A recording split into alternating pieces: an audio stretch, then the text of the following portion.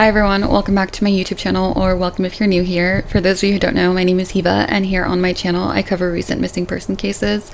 Before we get started, I just wanted to say a huge thank you to all of my recent subscribers. I'm almost at 1,000 subscribers and I never could have imagined reaching that, so huge thank you to all of you who have subscribed. I really appreciate it. Today I want to revisit the case of Mikayla Jones. I previously did a video about Mikayla when she first disappeared back in May. As many of you know, Mikayla was found, and unfortunately it wasn't in the way that we'd all hoped. Mikayla's family and many others have doubted the story put forth from the very beginning. Her family has started a Justice for Mikayla Facebook page and they have been advocating for her, so I just wanted to talk about some of the details. So to give you some background or a refresher, Mikayla Jones was an 18-year-old woman from Farmington, Missouri. She was last seen on May 4th in the rural area of Belgrade, Missouri. On the day of her disappearance, Mikayla was with her friend Briley Brackett. Mikayla and Briley were apparently involved in some sort of car wreck that day, and I'm not sure how serious it was, but after this wreck, Mikayla and Briley were picked up by Andrew Pierce. Andrew Pierce is a 34-year-old man who does not have the best reputation in town.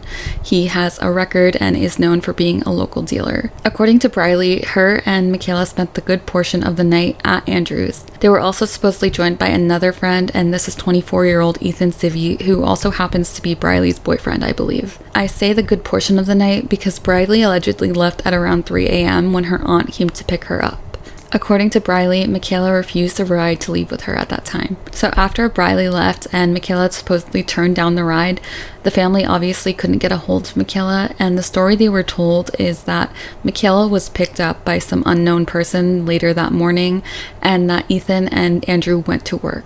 I've mentioned in my previous video that many of these details don't add up. Unfortunately, Mikayla's body was discovered in a wooded area on May 20th. It was very quickly suggested that Mikayla had died from a suspected overdose by the Washington County officials. Soon after her body was discovered, Ethan Civey and Andrew Pierce were arrested. They were charged with abandonment of a corpse, tampering with physical evidence, and obstruction of government business. So according to the two men, here's what happened leading up to Mikayla's untimely death. On May 5th, Andrew allegedly woke up next to Mikayla to find her already deceased. The two men then claimed that they wrapped Mikayla's body up in a comforter and placed her in the back of Ethan Civey's mom's trunk. They then drove to Highway M and abandoned her body on the side of the road. They also destroyed Mikayla's possessions, including her phone, which they claimed to have smashed, torched, and then threw into a river. Obviously, if this is what happened, this is horrendous. What type of person or persons wake up next to somebody to find them deceased and then decide to hide or dispose of their body instead of calling for help?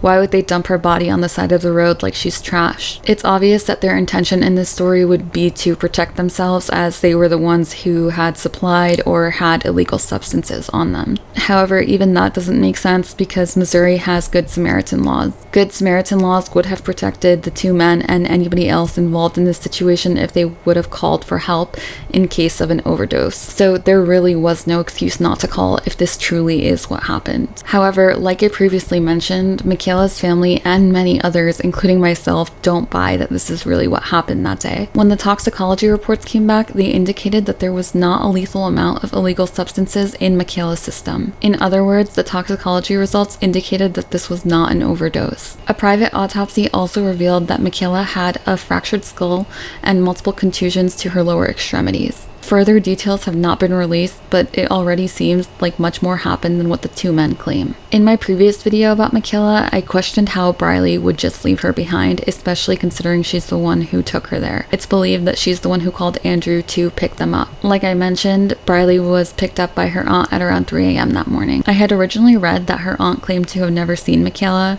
but now I'm seeing that her aunt did claim to see Mikayla and she was alive and well, so I'm not sure which it is. Briley claims that Mikayla refused to leave with her, which doesn't make sense to me. Furthermore, according to Mikayla's family, Mikayla had reached out to several people and called them earlier that day to see if they could come get her or pick her up from Andrew's house, so she obviously didn't want to be there.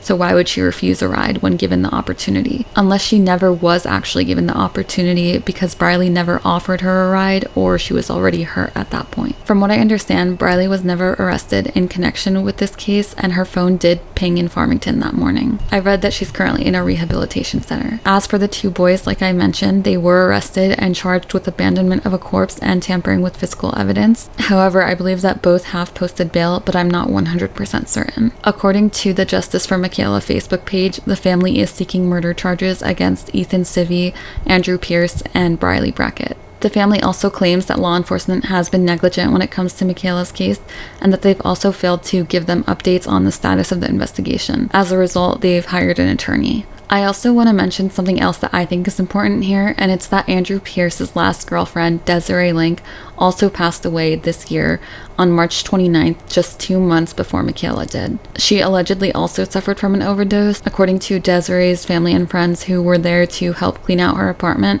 Andrew Pierce showed little to no emotion when they were cleaning up and basically just directed them on what to do with her belongings. Is it possible that there's more to do with this story as well? I wonder if Washington County is quick to frequently rule deaths as overdoses prior to receiving toxicology results like they did in Mikayla's case. It's incredibly worrying that there might be a pattern here. Mikayla's family continues to advocate for her, and they won't stop until they find answers. They hold vigils and various fundraisers to raise awareness, and a billboard has been put up near the Farmington exit to remind people of Mikayla's case and keep her story fresh in their minds. I want to know what your thoughts are on this case. Like I mentioned, I always thought that there was more to it than the two men claim. I also question if it's a mere coincidence that the two women who were in close proximity to Andrew Pierce allegedly overdosed within 2 months of each other. So let me know what you think down in the comments below. There is a Facebook group for Justice for Mikayla, and I will leave the link for that in the description if you're interested. But that's all I have for now. Thank you so much for watching and for checking in on Mikayla's case. I'll see you guys in my next one.